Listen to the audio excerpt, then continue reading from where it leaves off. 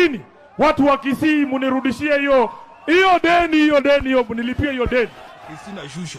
Nasema Bwana atanibariki kwa kadri ya utajiri wake, kwa vipimo vya kujaa, kusukwa hata kumwagika. Yeah. Hizi baby tunatumia tu jina yangu mimi mwenyewe. Ukituma pesa kwa hiyo namba utaona jina ya Sifuna. Baby liko hapo 3033049. 3033049. Utaona hii Sifuna hapo. Munitumie hizo mateno bob hizi, nitatangaza imefika ngapi tukifika.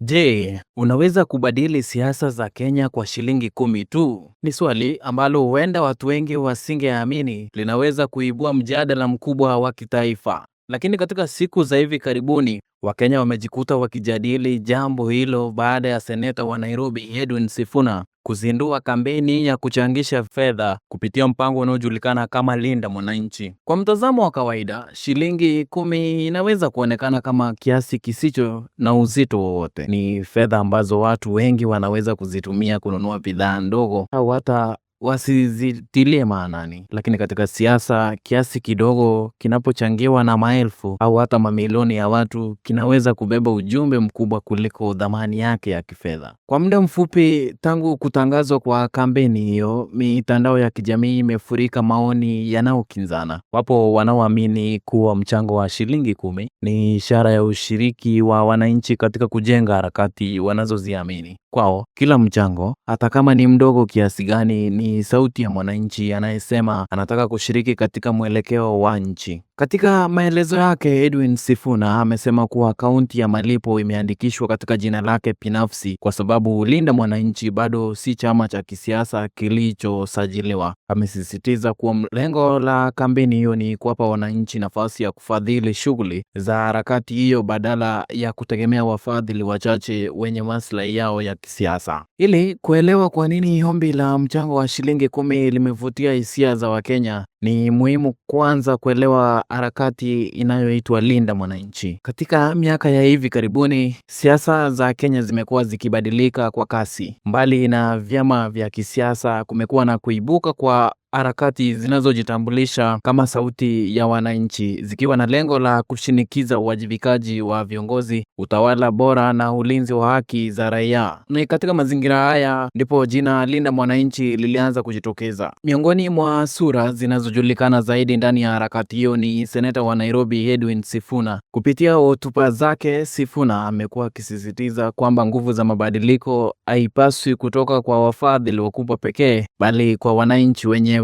Hata hivyo, hatua hiyo haijakosa ukosoaji. Baadhi ya wachambuzi wa siasa wanasema mfumo wa michango ya umma unaweza kuongeza ushiriki wa wananchi katika siasa, lakini pia unahitaji kiwango kikubwa cha uwazi na uwajibikaji ili kujenga imani ya umma. Licha ya mjadala huo, jambo hilo halina upishi. Ndani ya muda mfupi tangu kuzinduliwa kwa kampeni hiyo, jina Linda Mwananchi limekuwa miongoni mwa yanayozungumziwa zaidi katika majukwaa ya kisiasa na mitandao ya kijamii. Lakini swali kubwa bado linasalia. Kwa nini Edwin Sifuna alichagua wakati huu kuzindua kampeni ya shilingi 10? Je, ni kwa ajili ya kufanikisha shughuli za kila siku za harakati au kuna mkakati mpana zaidi wa kisiasa kuelekea mwaka 2027? Baada ya siku kadhaa za mijadala kuhusu mwelekeo wa harakati za Linda Mwananchi, seneta wa Nairobi Edwin Sifuna alijitokeza hadharani na kutangaza hatua ambayo iliwashangaza wengi. Kupitia mkutano na wanahabari, alizindua pay bill rasmi ya kuchangisha fedha kwa ajili ya shughuli za harakati hiyo. Lakini kilichovuta hisia si pay bill lenyewe. Kilichozua mjadala ni kiwango cha mchango aliowaomba Wakenya, shilingi 10 pekee. Kwa wengi kiasi hicho kilionekana kidogo sana, kiasi kwamba wengine walikiona kama ishara ya kisiasa badala ya kampeni ya kawaida ya kuchangisha fedha. Ndipo mjadala ulipoanza. Akizungumza wakati wa uzinduzi huo, Sifuna alisema kuwa lengo la kampeni hiyo ni kuwapa wananchi wa kawaida nafasi ya kuwa sehemu ya harakati bila kujali uwezo wao wa kifedha. Alisisitiza kuwa kuwa hakuna mchango ulio mdogo ikiwa unatolewa kwa hiari na kwa lengo la kuunga mkono shughuli za harakati. Kwa upande mwingine, baadhi ya wachambuzi na wanasiasa walitaka maelezo zaidi kuhusu jinsi michango hiyo itakavyosimamiwa. Walioji ikiwa kutakuwa na taarifa za mara kwa mara kuhusu kiasi kitakachokusanywa, matumizi yake na mifumo ya kuhakikisha uwazi kwa wachangiaji. Mitandaoni mjadala ulizidi kushika kasi. Wapo waliounga mkono wazo hilo wakisema linaweza kubadilisha namna siasa zinazofadhiliwa nchini. Wengine walikuwa na mashaka wakisema uwazi na uwajibikaji vitakuwa muhimu ili kujenga imani ya umma. Safari yetu imeanza kwa swali moja rahisi lakini lenye uzito mkubwa. Je, shilingi 10 inaweza kubadili siasa za Kenya? Tuliona jinsi seneta wa Nairobi Edwin Sifuna alivyotangaza kampeni ya kuchangisha shilingi 10 kutoka kwa kila Mkenya kwa ajili ya harakati za Linda Mwananchi. Tulichunguza sababu alizotoa, mjadala uliozuka nchini na maoni yaliyokinzana kutoka kwa Wakenya. Iwapo kampeni ya shilingi 10 itafanikiwa kufikia malengo yake au la, hilo litajulikana kadri muda unavyopita.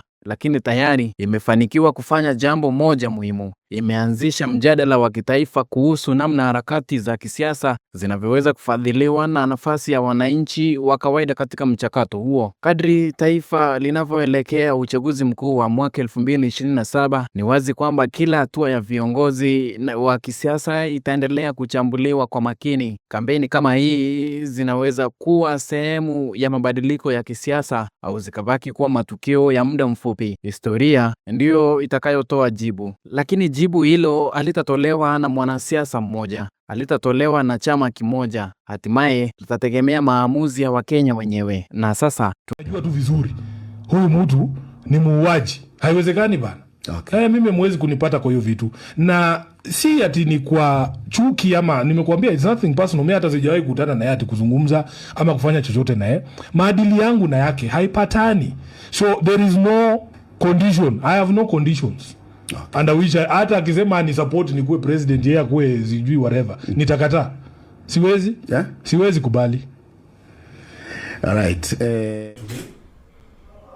We will wait for NEC to meet whenever they will meet, and the decision of a party on the decision that we have taken today as youth will be reached at that particular point, but we expect that the NEC will be endorsing the position that we have taken today. The times when you could actually run your own affairs, you say, this is Kenya, it is hidden, an enclave hidden somewhere, here we can do our own things now. Of course, the COVID pandemic was the best example of just how interconnected the world is.